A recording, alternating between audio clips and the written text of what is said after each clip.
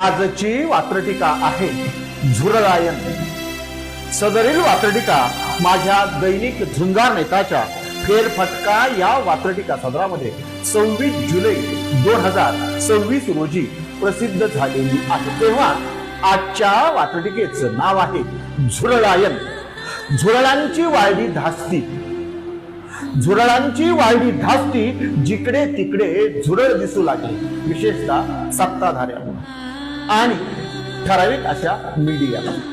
झुरळांची वाळवी धास्ती जिकडे तिकडे झुरळ दिसू लागले। शिक्षण मंत्र्यांचा राजीनामा बघून झुरळ मिशीतल्या मिशीत हसू लागले।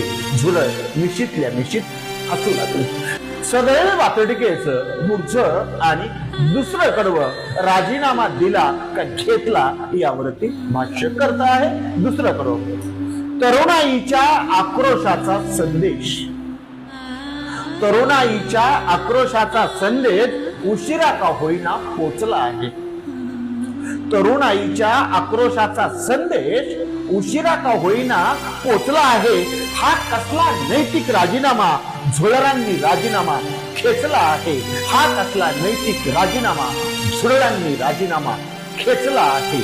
झुरळांनी राजीनामा खेचला आहे। शेवटचं तिसरं आणि पुढचं कडवं वात्रटिकेतल्या शब्दांवरती लक्ष दिल्यानंतर या कडव्याची तिरकसता आपल्या नक्की लक्षात येईल। म्हणून वात्रटिकेचं शेवटचं तिसरं आणि पुढचं कडवं शर्मा असूनही बेशर्मासारखे वागले। कोण कसे हे तुम्ही जाणताच। शर्मा असूनही बेशर्मासारखे वागले तेच तर खरे घावकरी आहेत। कुणावरती? विद्यार्थ्यांवरती आणि लोकशाहीवर। म्हणून शर्मा असूनही बेशर्मासारखे वागले।